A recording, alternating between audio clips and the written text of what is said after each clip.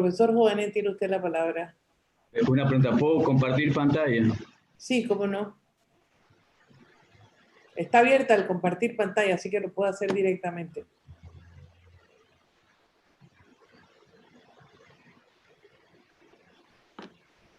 Bueno, antes que nada, digo, me da mucho gusto poder hacer este debate que estamos haciendo. Y yo quiero decir que lo que voy a presentar no es simplemente el pensamiento mío individual, sino que este es el resultado del debate de 7 organizaciones, ¿verdad? Sindicales, de educadores, incluyendo la Asociación de los Profesores de la Universidad de Panamá, ¿verdad? Y del MIREN. Este es un producto colectivo que resulta conveniente expresar en cualquier foro y ponerlo precisamente a debate. A nosotros nos pidieron que hiciéramos esto para hacerlo más corto en forma de tesis. Profesor Juanet, profesor Juanet, discúlpeme, pareciera que hubiese una especie de retroalimentación en el micrófono suyo. Bueno, no sé qué puede. Que lo active. No, sí. Bueno, sí, gracias. Es que lo que pasa es que estaba escribiendo. Si me escuchan, está activado el micrófono. No sé si me escucha, Amelia.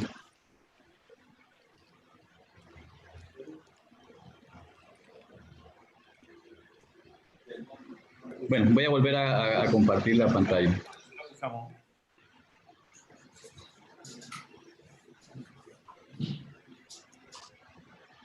Bueno, decía que nos pidieron que esto lo hiciéramos en forma de tesis, entonces vamos a hacerlo en forma de tesis y vamos a ir dando, digamos, rápidamente el sustento, pues, para quedar en los 30 minutos que tiene cada una de esas tesis. Bien, lo primero que yo creo que tenemos que entender como panameños es que el actual modelo socioeconómico, que aquí se llamó transitista, está agotado en todas sus dimensiones, no solo en una, ¿verdad? Y rápidamente, digamos, podemos ver la esfera de la reproducción social. Hay muchos indicadores, pero para ir ganando tiempo, ¿verdad? A mí me impresiona mucho el hecho de que este país, que ha sido declarado por el Banco Mundial como país de alto ingreso, ¿verdad? Prácticamente 1 de cada 3 niños panameños, niños, niñas y adolescentes panameños, viven en condiciones de pobreza multidimensional. ¿Verdad? Eso augura que no vamos hacia el primer mundo, vamos hacia el cuarto mundo cuando, ¿verdad?, la próxima generación tome. Profesor Obané, no entre en pantalla completa porque no se ve toda la presentación. Bueno, vamos a reducirlo. Ese es. No es ahí, es aquí. Ya yo sé dónde es. Bueno, no sé cómo hacer esto porque realmente es que esto estaba así. Y, ¿verdad? Hay que poner... Ahí está mejor, profesor. Bueno, vamos a agrandarlo. Bueno, decíamos lo siguiente, o sea, que prácticamente 1 de cada 3 niños, niñas y adolescentes en este país están en situación de pobreza, ¿verdad? O datos como el que está ahí también puesto, que el 23% de las mujeres en edad reproductiva en nuestro país, ¿verdad?, padecían antes de la pandemia de anemia, ¿verdad? Que un niño panameño, según el propio Banco Mundial, que haya nacido el año pasado antes de la pandemia, solo tenía la posibilidad de desarrollar el 53% de su capacidad productiva. Y, ¿verdad?, parte de esa inequidad es la inequidad de género y la inequidad con los jóvenes. Si bien existía 7.1% de desempleo, desocupación en agosto del año pasado, ya había una diferencia clara entre los hombres 5.8, las mujeres 8.8. Pero la inequidad de género, ¿verdad?, queda claro si vemos, por ejemplo, el desempleo de las jóvenes entre 20 y 24 años. O sea, en el caso de los varones era 16.4%, ya muy alto. Pero para la mujer panameña que buscaba trabajo, en agosto del año pasado existía un 24.5% de desocupación. Entonces, la esfera de la reproducción social, digamos, casi que podríamos decir que nos acercamos a un Estado fallido que no es capaz de darle a sus habitantes, ¿verdad?, ese mínimo que necesitan para una sobrevivencia relativamente decente. La esfera de la economía, bueno, aquí hay dos cosas que nos gustaría llamar la atención. ¿Verdad? Este modelo que yo llamo neoliberal transitista es un modelo concentrante y excluyente. O sea que los problemas sociales no son, ¿verdad?, algo distinto, no provienen de la nada, provienen del modelo económico que existe en este país. Y de hecho, miren, ya empezamos diciendo de que el propio Banco Mundial, que asegura que Panamá es un país de alto nivel de ingresos, tiene que reconocer también que Panamá es el sexto país del mundo con la peor distribución del ingreso. Lo que pasa es que el modelo de crecimiento de Panamá es un modelo que, para usar prestada la idea de Nicolás Caldor, es un modelo basado en comprimir los salarios, ¿verdad?, en hacer cada día menos la participación de los salarios en el ingreso para aumentar los beneficios. Y esto es lo que ustedes tienen aquí. Esta curva azul es la participación de los salarios en el Producto Interno Bruto, ¿verdad?, en el momento, aquí, en el primer momento es el 2007 y acá es el 2017. O sea, ella bajó de 32%, que ya era bajo, a 26%. En cambio, lo que está arriba en una línea roja es lo que los economistas llamamos excedente bruto de explotación. Para ponerlo claro, es la ganancia bruta. O sea, pasó de 43.6% a 56.6%. O sea, ha habido una redistribución bien clara en este supuesto boom económico que sufrió este país, digamos, del ingreso desde el trabajo hacia el capital. Pero este cuadro que está aquí nos dice en el fondo algo, digamos, de cómo se produce, o sea, cómo hay en este modelo una precarización de los trabajadores. Y este es un cálculo de la población económicamente activa a agosto del año pasado. Y la pregunta es, ¿cuántos estaban en situación precaria? Bueno, esta es la población económicamente activa, más o menos 2 millones. De ellos había ya de por sí 146.000, ¿verdad?, desocupados, 716.000, ¿verdad?, informales, pero en Panamá solo se mide la informalidad en el sector urbano, en las actividades no agropecuarias, y por eso le sumamos los subocupados agrícolas. Y llegamos, ¿verdad?, a una cifra que expresa cómo es el modelo que estamos viviendo en nuestro país y cómo el modelo económico es incapaz de resolver las necesidades de las personas y por lo tanto genera todos estos problemas sociales que estábamos viendo. O sea, el año pasado, a esa fecha, había 951.385 trabajadores en precariedad. Y si usted se pregunta qué parte de los trabajadores era eso, es el 46%. Entonces, este es un sistema económico que, visto desde afuera, puede parecer un sistema económico que crece más que todo el mundo en América Latina, pero cuando entramos a su lógica, esta es su lógica. Pero además, ¿verdad?, decimos que está agotado por lo siguiente. Está agotado en su propia lógica. O sea, el modelo transitista neoliberal está agotado en su propia lógica. Esto que tienen aquí, después voy a mostrar las gráficas que son más fáciles de entender, son las tasas de crecimiento del Producto Interno Bruto en general, de la construcción y de las exportaciones, porque esos fueron dos sectores que en el fondo animaron en los últimos 15 años, si se quiere así, este modelo, ¿verdad?, neoliberal transitista. O sea, era, ¿verdad?, hacer infraestructura, como aquí se dijo, para poder exportar más, para poder tener una mejor inserción en el mercado mundial y, ¿verdad?, todo debía reflejarse en las exportaciones.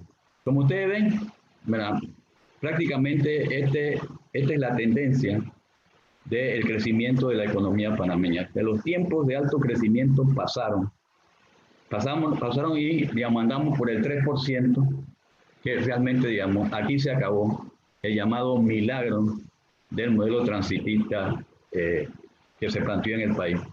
Pero miren, la construcción peor. O sea, no es que la pandemia afectó a la construcción ya estaba afectada. Miren, prácticamente el año pasado creció en 0 y los 2 últimos trimestres del año pasado la construcción tuvo tasas negativas de crecimiento. Eso significa que ya estaba en recesión. O sea, un país no puede seguir haciendo construcción para siempre si esas construcciones no se expresan en algo. Y se debían de expresar en exportaciones, pero miren la tasa de crecimiento de las exportaciones. Digo, en muchos de los últimos años negativas, nunca altas, y realmente lo importante aquí es que nosotros a esta altura podemos decir que el fracaso del modelo económico neoliberal transitista no es solo un fracaso en el sentido de que no pueda atender las necesidades sociales de la población. Él en sí mismo está agotado. Y eso es importante tenerlo en cuenta porque las distintas clases sociales y los sectores sociales van a tratar de coger un camino u otro porque ellos también saben que el modelo como lo tienen prácticamente se les agotó. ¿Verdad? En la esfera ambiental ya se dijo bastante, ¿verdad? Pero, digamos, a mí me llama la atención, por ejemplo, este hecho que está aquí. Entre el año 1961, que dicho sea de paso fue cuando yo empecé a estudiar economía hace algún tiempo atrás, hasta nuestros días, Panamá perdió el 95.1% de su superávit, ¿verdad?, en términos de uso de naturaleza, huella ecológica. Panamá en el 61 contaba con 12.4 hectáreas de biocapacidad por persona. En el 16 solo tenía 2.75, o sea que evidentemente vamos a convertirnos rápidamente con todo lo que tenemos en un país efectivamente de carácter deficitario desde el punto de vista ambiental. Bien, y quizás Aida Torre, que vi que estaba por ahí, puede todavía decir más de lo que está pasando en este país en términos ambientales. Entonces, miren, el país, modelo fracasado desde el punto de vista de la reproducción social, desde el punto de vista económico, desde el punto de vista ambiental y desde el punto de vista institucional. Desde el punto de vista institucional, habría muchas cosas que decir. Las instituciones en Panamá no están funcionando. Pero quizás lo que más llama la atención, o una cosa que llama mucho la atención para lo que estamos tratando de hacer, es, ¿verdad?, una corrupción institucionalizada. Y entonces vamos a ver cuánto le cuesta a nuestro país esa corrupción institucionalizada y cómo se están perdiendo las posibilidades de utilizar algunas cosas que tenemos en el país para ir cambiando del modelo que tenemos a un modelo distinto. Mira, primero está la corrupción abierta, ese tipo de coimas y ese tipo de cosas que, ¿verdad?, según los que han estudiado esto, y de hecho, ¿verdad?, de la fiscalía que atiende estas cosas, ¿verdad?, eso le cuesta al país cerca del 4% del Producto Interno Bruto anual. Y son 2.672 millones de balboas o de dólares, pues, para los que quieren ponerlo en divisa al año. Pero aquí hay una corrupción de la que no se habla, la corrupción de la que no se habla, y por eso es que aquí los sectores empresariales hablan mucho, pero, ¿verdad?, están viendo la brusca en el ojo ajeno y ellos tienen una viga en el ojo de ellos, ¿verdad? Es la evasión fiscal. Aquí la evasión fiscal tiene un nombre, cuando lo ve en la Dirección General de Impuestos, tiene un nombre bonito, se llama incumplimiento fiscal. El incumplimiento fiscal no es otra cosa que la diferencia que hay entre cuánto debían de ser los ingresos fiscales del país si se aplicara la ley como debería ser y cuántos son efectivamente lo que se recauda. Bueno, la última cifra que hay viene del boletín, ¿verdad?, que publica la DGI, el boletín tributario del 2018, y tiene cifras hasta el 2016, pero en ese año, en el 2016, digamos, es increíble la evasión fiscal que no la hacen los trabajadores, porque los trabajadores pagan sus impuestos precisamente cuando cobran su cheque mensual. O sea, lo pagan directamente en la fuente. ¿Verdad? Llegó a 8% del Producto Interno Bruto. 8% del Producto Interno Bruto, si se lo aplicamos para proyectarlo a lo que sería el Producto Interno Bruto del año anterior, o sea, del 2019, que superó los 66.000 millones de balboas, estamos hablando de la pérdida, ¿verdad?, el robo, ¿verdad?, acumulación por desposesión de parte del sector corporativo de este país de 5.344.1 millones de balboas. Entonces yo no tengo ningún problema de conversar con esos sectores, pero hay que decirle que ellos, digamos, si quieren conversar, lo primero que tienen que hacer es corregir su propia, lo que le están haciendo a este país. Y aquí se habló del mal uso de la renta del canal, ¿verdad? 2.5% del Producto Interno Bruto. ¿A dónde va? Mire, Panamá es el segundo país en América Latina que tiene una carga tributaria más pequeña. ¿Verdad? Aquí solo pagan, ¿verdad?, impuestos, sobre todo el impuesto de renta, aquí solo lo pagan los sectores medios, ¿verdad?, y los trabajadores. Y eso representaron el año pasado cerca de 1.700 millones de balboas. Entonces, esa corrupción institucional, ¿verdad?, no es solo un problema ético que tiene este país, es un problema económico, porque si sumamos todos los montos que están ahí, estamos hablando de 9.716.1 millones de balboas anuales en pérdida, ¿verdad?, por esta acumulación originaria, esta rapiña que tienen montado los sectores económicamente dominantes sobre el país. Y entonces la pregunta es preguntarte por qué aquí no hay salud, por qué aquí no hay educación, ¿verdad?, por qué aquí, ¿verdad?, no hay seguridad social. Entonces, ¿verdad?, eso tenemos que ir viendo porque hay que ver cómo se transforma esto. Se anularon todas las instituciones dedicadas a la planificación y tenemos, hay que decirlo, un sistema electoral sesgado y clientelista, basado, ¿verdad?, en los partidos, en la partidocracia, en, ¿verdad?, quienes donan, que se terminan siendo los dueños del gobierno, y por lo tanto hay que pensarlo, ¿verdad?, como un sistema electoral corrupto, que, digamos, es parte de la reproducción de todo este sistema. Bien, segunda tesis, la pandemia profundiza los problemas del modelo agotado. Vamos a ver por qué podemos decir eso, o sea, corto, porque tendremos poco tiempo. Esto es lo que pasa. El Producto Interno Bruto de Panamá, según la CEPAL, va a caer 5.5% este año. Y el MEF, que yo creo que anda buscando cómo poco tapar sus ineficiencias, dice que puede llegar a ser entre el 8 y el 9%. Más o menos hay un consenso en el país que esto puede llevar a un 20%, hasta un 20%, perdón, la desocupación, elevarla de 7.1 hasta un 20%. Entonces, veamos lo siguiente. En primer lugar, esto que está aquí. O sea, si ustedes recuerdan, ¿verdad?, ya en el 2019 el 46% de la población laboral panameña estaba en situación de precariedad. Si usted le suma, ¿verdad?, el impacto de la pandemia, llegaría, ¿verdad?, el número de trabajadores que estarían en esa situación sería de 1.200.000 para redondear, 1.218.625. El 60% de la población laboral panameña en este momento está en condiciones de precariedad. Pero tenemos un gobierno indolente, porque frente a eso, ¿verdad?, ¿qué está haciendo el gobierno por ayudar a esas personas? Bueno, como ustedes ven en el cuadro que está aquí, está dando, cuando le llega a las personas, 100 balboas, antes 80. ¿Verdad?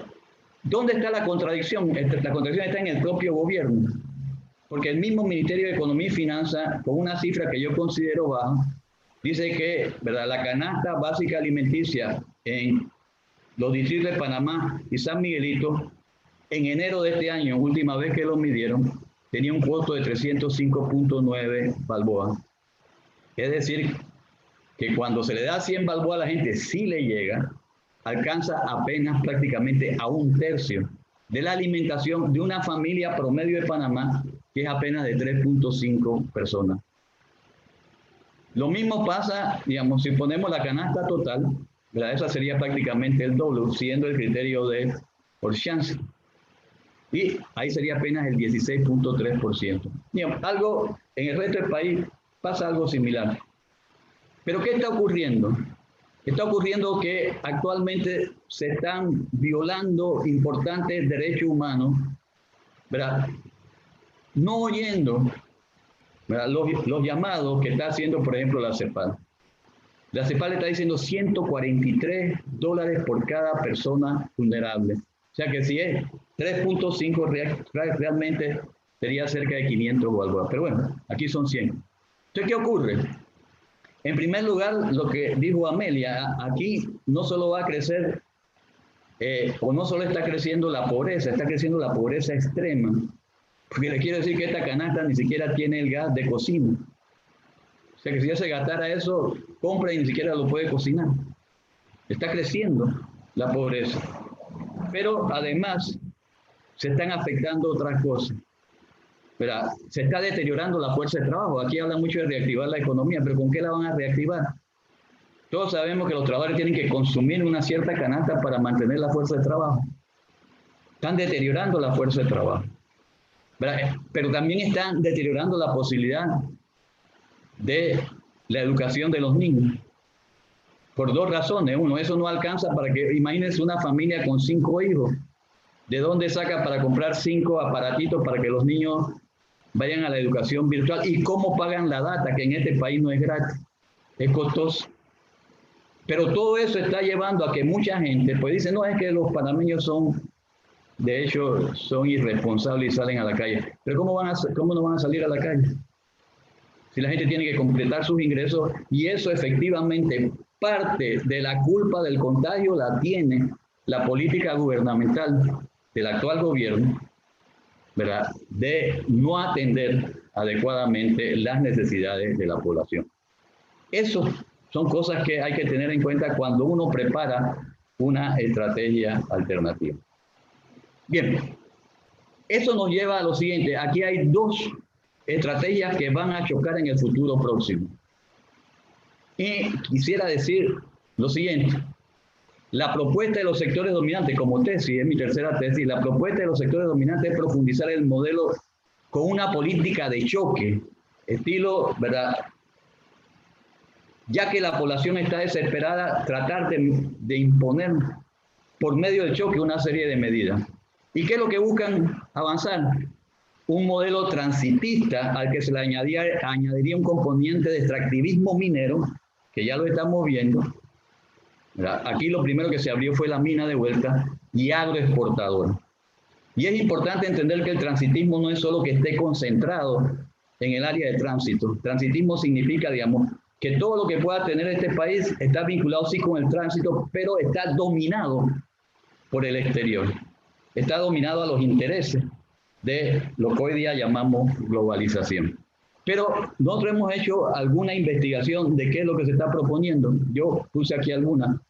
Miren, se está diciendo reducir los impuestos a los grandes intereses económicos y apoyarlo con recursos públicos provenientes de la creciente deuda pública. ¿Verdad? La mayor parte, casi la mitad de los recursos que ha encontrado el Estado con endeudamiento público no ha ido a atender a la población, ha ido a atender precisamente la liquidez de los bancos. ¿Verdad? Pero uno se pregunta, y esto lo tenemos que tener en cuenta, porque esto viene a futuro, viene a muy corto plazo, es que, ¿verdad?, las calificadoras le están diciendo al gobierno panameño, que ahora está apoyando además a un norteamericano para que sea el presidente, y un allegado a Trump para que sea el presidente del Banco Interamericano de Desarrollo, ¿verdad?, ya le he estado diciendo a Panamá, ve, está bien, ahora están gastando, después tienen que volver al balance fiscal. Y de hecho, ¿verdad?, no será raro empezar a hablar de un incremento del ITBMS en el futuro próximo para poder atender esa deuda. Ya lo dije, desarrollar el extractivismo minero y de agroexportación, desarrollar un sector de maquila con las empresas transnacionales. Ya hay una ley en la Asamblea que apunta en esa dirección. Profundizar la política de privatización de salud y educación. O sea, el Estado, ¿verdad?, lo que están diciendo, vamos a hacer lo mismo que hicimos, ¿verdad?, actualizado lo que hicimos después de la invasión. Y lo que hicieron después de la invasión, casi que estoy haciendo una lectura de cuál fue la política. Dice, reformar en favor de los grandes intereses económicos el sistema de pensiones. Aquí hay gente vinculada a la finanza que quieren dividir la caja del seguro social entre 2. Y algunos queremos, de hecho, conversar con esa gente. Algunos quieren, pero hay que empezar a tocar esos temas. Porque de ahí viene la idea de dividir la caja del seguro social en 2 precisamente para ellos quedarse con la parte de finanzas. No les interesa la parte de salud. Esa se la pueden dejar a los negocios de salud. Pero miren, lo que pasa es que actualmente la Caja Social, con todos sus problemas, todavía tienen sus haberes, juntando a todos los programas, cerca de 5.000 millones de balboas. Imagínense ganarse el derecho, aunque siga siendo un fondo público, ¿verdad? Y el Fondo Monetario dice, no es que los funcionarios de la Caja no saben invertir bien, hay que buscar gente que sí sepa hacerlo bien. Reformar el Código de Trabajo, ya hemos visto, precarizar más a los trabajadores, facilitar la importación de mano de obra, no en términos solidarios, hay que ser solidario con el que migra, de hecho por razones económicas, pero aquí lo que está buscando es poner más competencia en el mercado laboral, incluyendo ahora la mano de obra calificada y profesional para abaratar los costos de la fuerza de trabajo. Y ¿verdad? Lo otro que han dicho con mucha claridad es que ahora, como el Estado no puede, ahora viene el tiempo de las asociaciones públicas privadas. O sea, el Estado no puede gastar, el Estado no puede hacer y le va a entregar todo, ¿verdad?, a las asociaciones públicas y privadas, que son una manera oculta de hacer más deuda pública, pero digamos, en el mundo lo que se sabe es que las APP son un mecanismo clásico de corrupción. Bien, yo quisiera decir lo siguiente, ya tesis 4, porque tenemos que salir a debatir con lo que va a pasar en el llamado después del día D. La propuesta de los sectores dominantes tiene escasa capacidad de éxito económico. Ya el transitismo está bloqueado incluso desde fuera. Digo rápidamente por qué pienso eso. Pérdida de la velocidad del comercio exterior. Miren, Carmen Reinhardt, que acaba de ser nombrada la jefe de los economistas del Banco Mundial y por tanto vicepresidenta del Banco Mundial, de hecho, acaba de publicar un artículo en Foreign Affairs donde asegura algo que ya se sabía, que en los últimos 10 años, o sea, sobre todo a partir del 2008 y la crisis del 2008, la velocidad de crecimiento del comercio exterior ha bajado a la mitad. Y antes del 2008 era posible decir lo siguiente: cada vez que el Producto Interno Bruto Mundial crecía, el comercio exterior crecía en 2%. Entonces se puede decir, bueno, es buena idea meterse en el comercio exterior, pero voy a crecer más que el resto. Eso ha caído hasta 0,98. Pero tenemos que empezar a mirar para adentro, porque pensando que todo lo vamos a hacer hacia afuera, a mi juicio, es un error. Bien, el impacto de las pandemias sobre las cadenas de valor y las tendencias a la relocalización. Muchas empresas sintieron que cuando se cerró China, se les rompieron sus cadenas de abastecimiento, sus cadenas de valor, y están pensando en relocalizarse. Después voy a decir un país que, digamos, si eso es así, nos va a crear problemas. Paso al punto 3, la guerra comercial y tecnológica desatada por Trump. O sea, ya se está hablando en algunos sectores de desvincular la economía norteamericana o la europea de la economía de la República Popular de China. Y tengamos en cuenta lo siguiente, que los dos grandes usuarios del Canal de Panamá son precisamente Estados Unidos y China. Cualquier cosa que afecte ese flujo, obviamente va a afectar al Canal de Panamá. Y lo conocido ahora, la inteligencia artificial está promoviendo la posibilidad del reshoring, ¿verdad? Y aquí el compañero, el embajador, habló un poco de eso, una tecnología desatada, donde probablemente algunas producciones sea hasta más barato producirlas muy robotizadas, mucho con inteligencia artificial y no necesariamente, ¿verdad?, trasladarlas a países de bajo nivel salarial. Bien, las encuestas que se han hecho en Estados Unidos, muchas empresas están diciendo, me quiero relocalizar en México. Y se relocalizan en México, ya no pasan por el Canal de Panamá. Ya el transitismo, eso nos ha pasado algunas veces. Aquí fuimos la joya de la corona con las ferias de Portobelo, pero digamos, sabemos por razones históricas que digamos, este país también ha sufrido grandes periodos de mucha dificultad económica por eso. Entonces, yo creo que tenemos que entrar en ese debate, es decir, además lo que están haciendo no tiene sentido económico. Lo único que están tratando de hacer es trasladar el costo de la crisis a los trabajadores, a los sectores medios, que están muy golpeados, dicho sea peso. De ahí sale la idea, que es la tesis 5. En esas condiciones es fundamental desarrollar una estrategia alternativa desde la visión de los sectores sociales. Eso es fundamental. ¿Verdad? Alguien preguntaba ayer por qué se llama estrategia alternativa. Sí, se le puso ese nombre porque es alternativa a la de los sectores dominantes. Aquí todo el mundo sabe que el modelo tiene crisis. El problema es cómo se resuelve la crisis. Bien, sigamos. ¿Qué contiene? Yo no voy a... Sí, podemos mandar a los compañeros que lo distribuyen el documento.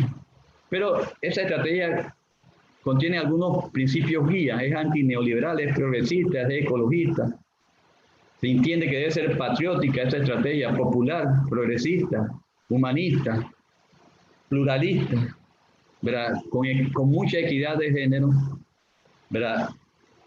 Obviamente en nuestro país, por la situación que vivimos, centrada en una militancia en los conceptos de la no violencia, ¿verdad? Y, ¿verdad? Insistimos, como aquí se dijo, tiene que ser latinoamericanista una posición de Panamá para poder, digamos, que una estrategia de este tipo tenga sentido. Y tiene su objetivo, ¿verdad? O sea, aumentar la equidad, buscar la equidad, fundamentarse en la equidad y la justicia social debe ser un elemento básico constitutivo de una nueva estrategia.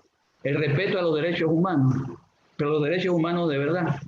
No el derecho humano del que es dueño de un medio de comunicación y lo ejerce. El derecho humano a la alimentación, el derecho humano a la salud, el derecho humano al agua. Los derechos humanos, el derecho a gozar de un ambiente sano. Y es muy importante porque eso nos diferencia, es consolidar la nación panameña. O sea, lo que queremos con una estrategia de este tipo es que, ¿verdad?, Panamá sea un pueblo capaz de dirigir su propio destino. Y por eso, por ejemplo, no basta con decir yo quiero soberanía alimentaria. Hay que decir cómo. Soberanía alimentaria, y lo vamos a ver más adelante, significa que el país tiene su propia política frente a los alimentos y no se rinde al esquema de las transnacionales. Edificar una democracia profunda, deliberativa, participativa y con protagonismo de la población. Aquí por primera vez en este país, la población tiene que debe estar, digamos, en condiciones de poder dirigir cosas en este país. No ser el simple espectador que se estaba hablando. Pleno respeto a la naturaleza y a la sostenibilidad. Y eso sí, hay que construir esto no es factible si no construimos una economía que sea viable. Pero las cosas puestas en su orden debido, es una economía para la población y no una población para la economía, como es el modelo que estamos viviendo. El país necesita transformaciones estructurales de poder para poder viabilizar, ¿verdad?, el conjunto anterior de los objetivos básicos. Si estos objetivos no van acompañados de un creciente poder de la población, evidentemente, digamos, puede ser un libro simpático que publiquemos en algún lugar, pero no va a pasar de eso. Bien, ¿cómo vemos nosotros la estrategia? Porque yo entiendo que esas cosas se van a discutir. Pero nosotros vemos la estrategia en dos fases que realmente son tres. Pero ahora estamos frente a eso, el agotamiento del modelo transitista y los efectos de la pandemia. Esa es la situación actual. Necesitamos una fase de transición. Una fase de transición, ¿verdad?, que implicaría el control de la pandemia y una recuperación, no para volver a la normalidad, si aquí nunca hubo una normalidad, aquí siempre fue anormal para la población lo que estaba ocurriendo. Entonces, hay que iniciar una recuperación ya desde ahora, incluso desde el control de la pandemia, es una recuperación hacia un nuevo modelo que está en los objetivos, en los criterios, en los principios, ¿verdad?, en lo que algunos llaman la imagen objetiva. ¿Verdad? Eso significa que ya, ahorita, en la fase de transición, hay que empezar a manejar que las cosas se hagan con equidad.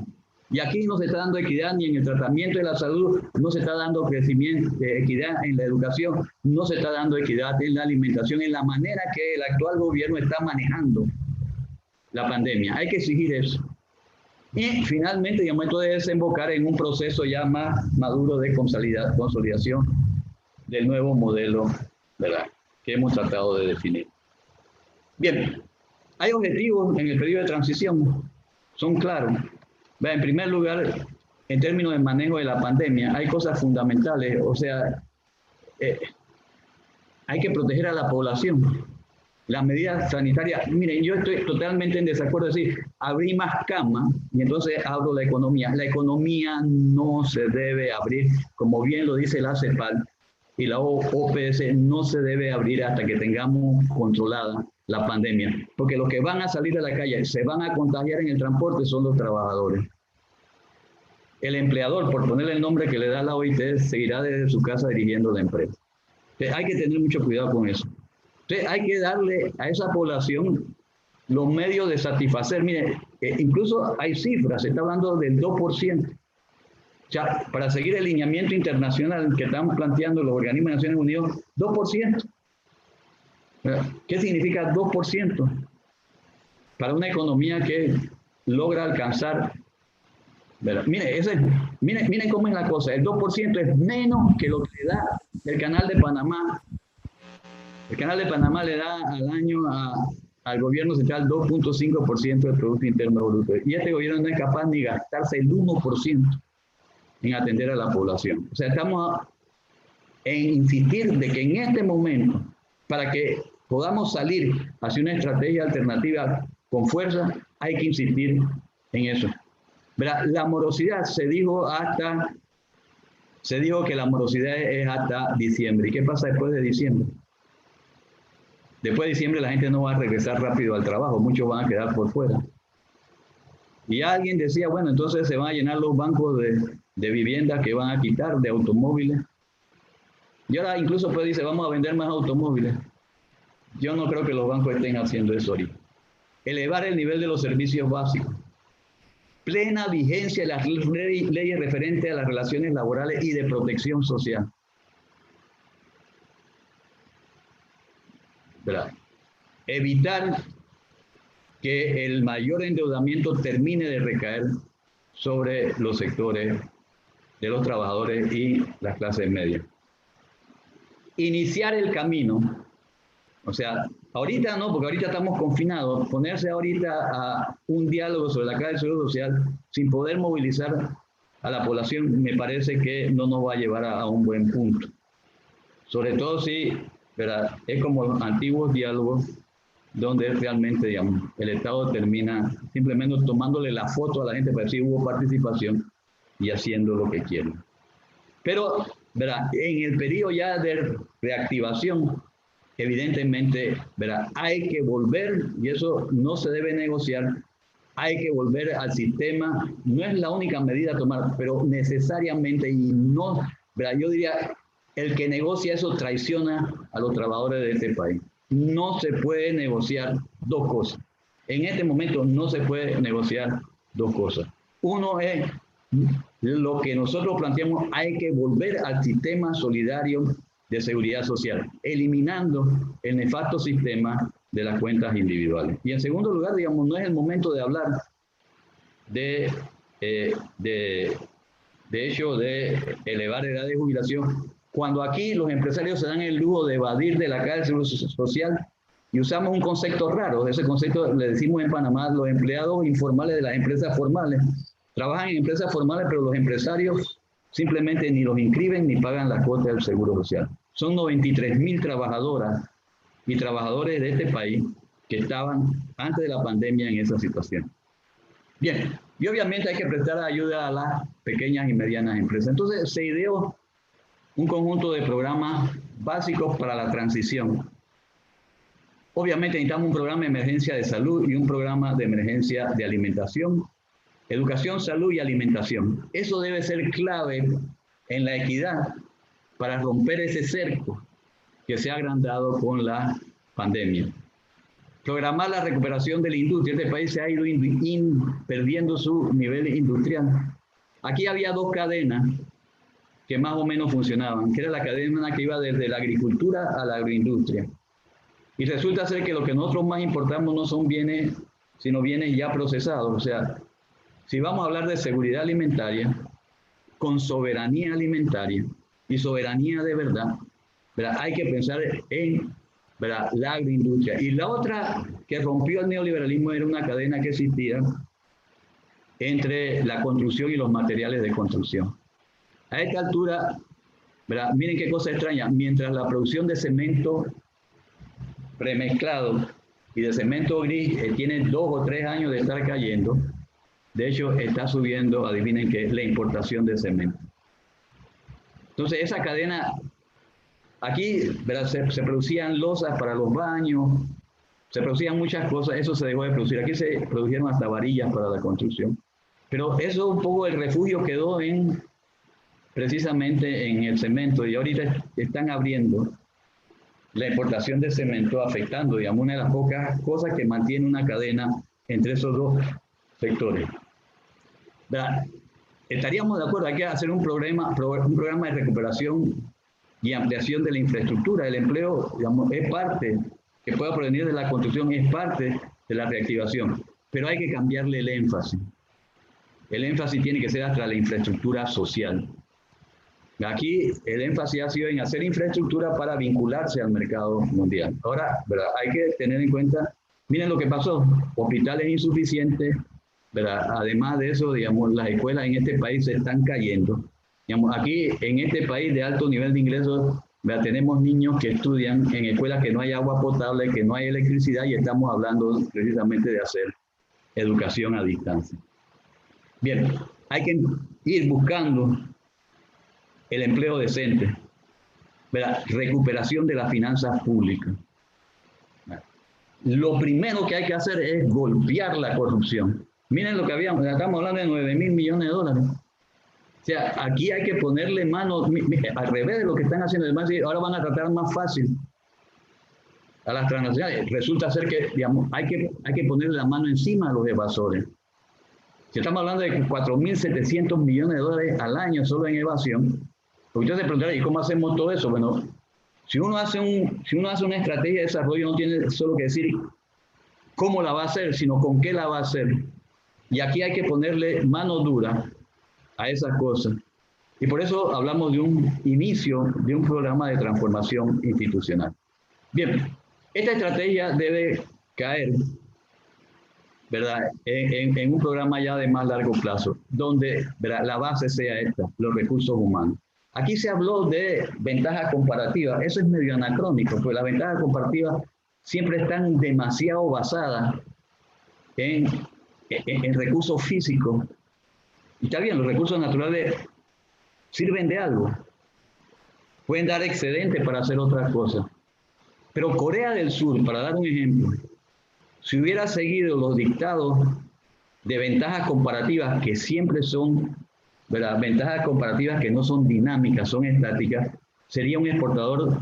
Lo que le proponía el Banco Mundial a Corea, Corea decía, vea, señores, ustedes lo que tienen que producir es paddy. Paddy, ustedes saben qué significa arroz en coreano. Serían exportadores de arroz.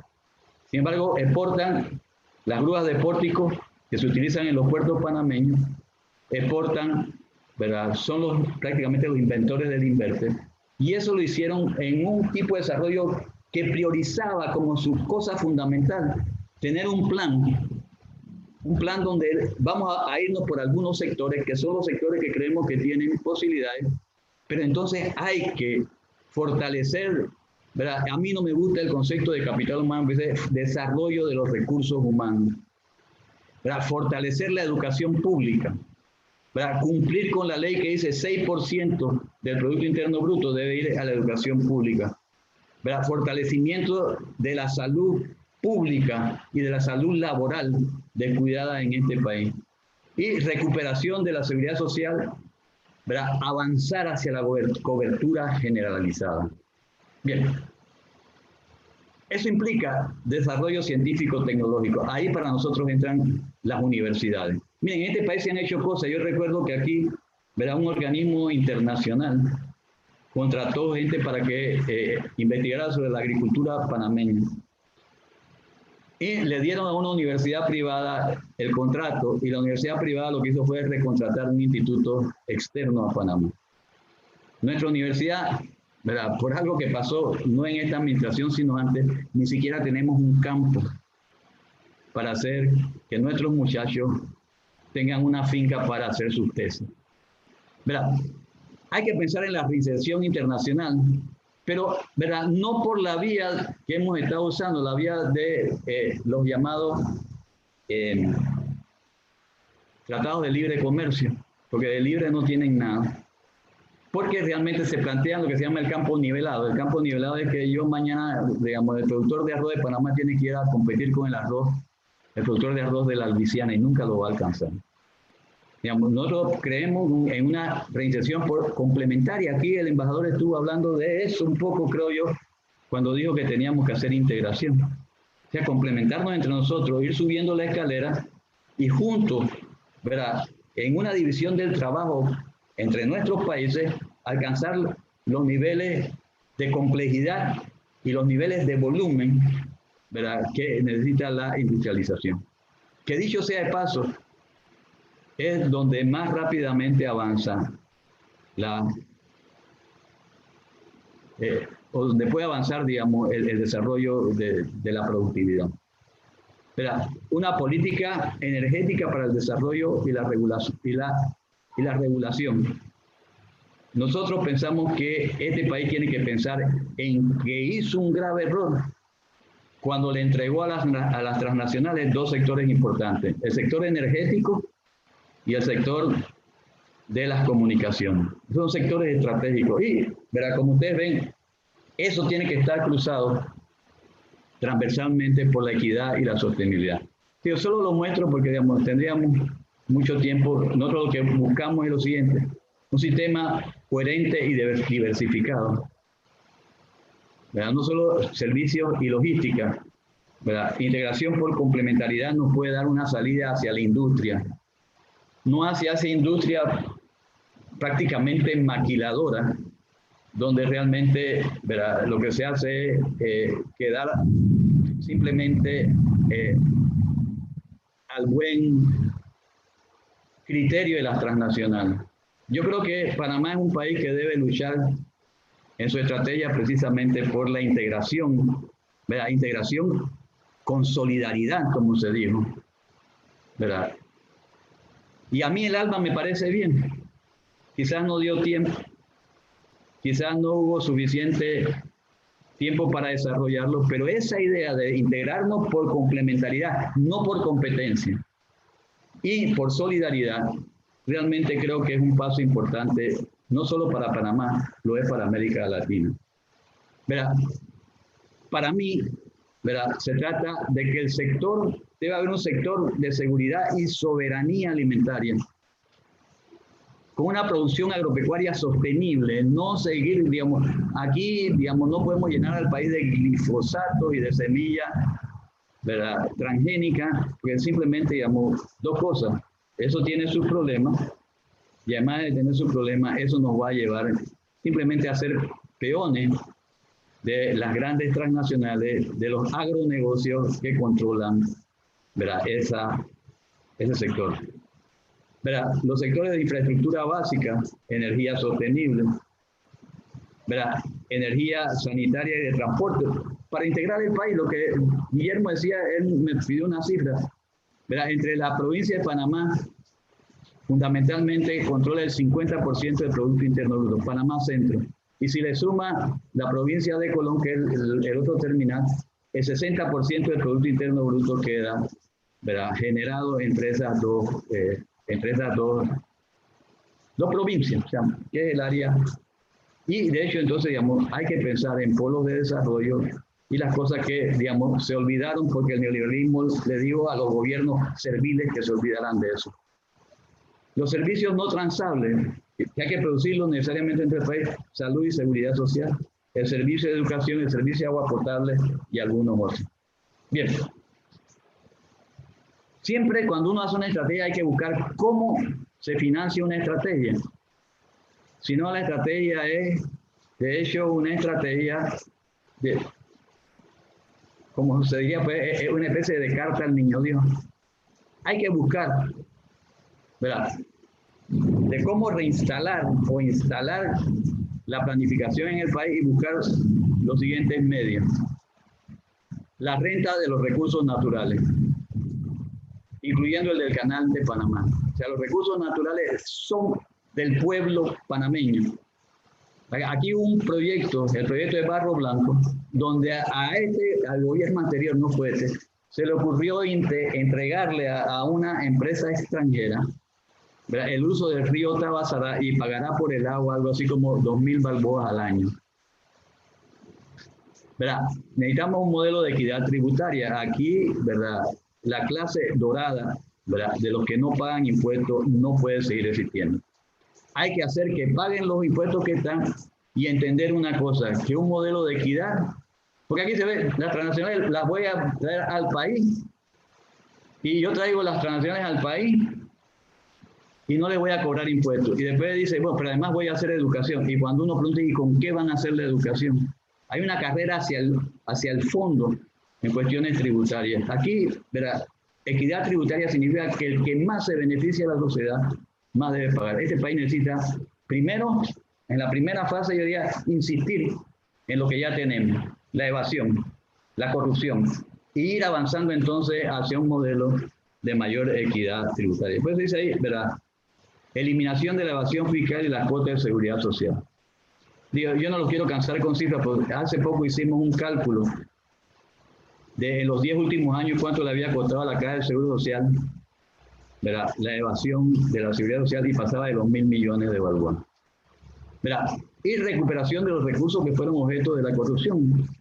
Miren el caso de Brecht, aquí se hizo un acuerdo demasiado favorable para la empresa y ahora la empresa ni siquiera lo está cumpliendo. O sea, lo que tenemos que entender es que los recursos del país tienen que estar ahí para poder ser usados adecuadamente. Y lo tenemos que pensar, digamos, esto está en general, lo debemos de pensar. Bien, la última tesis, y con eso termino, es la siguiente. La estrategia alternativa solo será viable si cuenta con el concurso organizado de todas las fuerzas opuestas al neoliberalismo. Que el neoliberalismo está afectando en nuestros países a la inmensa mayoría de la población. A los informales, a los trabajadores del campo, a los trabajadores de la ciudad, a los trabajadores de la industria, a los trabajadores, ¿verdad?, de todos los sectores del Estado, pero también a las clases medias. ¿Verdad? Y yo creo que esta pandemia le está enseñando algo a las clases medias.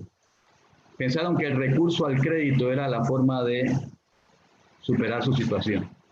Y hoy día se están dando cuenta que no es así, porque realmente ahorita ya no tienen cómo pagar, en el momento que se abra, cómo van a pagar las deudas que han ido acumulando. Ahora se han dado cuenta que ni siquiera su trabajo es un trabajo permanente, si se puede llamar de alguna manera, y de hecho, digamos, las clases medias van a sufrir mucho si se hace la reforma a la Caja del Seguro Social tal como la plantean, ¿verdad?, los sectores económicamente dominantes de la Cámara de Comercio y, ¿verdad?, el Fondo Monetario Internacional, que ya hace algún tiempo mandó una misión a Panamá para señalar, por ejemplo, cosas como la siguiente, que a final de cuentas, de manera gradual, los panameños nos tenemos que jubilar a los 70 años, ¿verdad?, y con menos, obviamente. Y bueno, esas cosas van a afectar también a los sectores medios. Hay que agrupar, y por eso la estrategia tiene que tratar de incluir el pequeño productor agropecuario, por ejemplo. ¿Verdad? El engaño que le están haciendo en este gobierno a las pequeñas y medianas empresas es: te voy a dar dinero en préstamos, que en estas condiciones el préstamo que está dando la Caja de Ahorro puede tener una tasa de interés entre el 6 y el 9%. Yo quisiera que alguien me diga cómo una pequeña empresa puede aguantar en estas condiciones, ¿verdad?, una tasa de interés del 9%. Entonces, digamos, eso hay que unificar. Y el modelo debe tratar de capturar el propuesto, los intereses de todos estos sectores. Bien, yo termino diciendo que yo creo que ha llegado el momento de iniciar la refundación nacional. Y por eso les agradezco mucho que hayan tenido la bondad de escuchar esta presentación, que digo, es una presentación colectiva y no solo de una persona. Vamos allá, ahora sí. Le damos las gracias al profesor Joanet por tan profunda intervención que aborda todos los aspectos de la vida nacional y productiva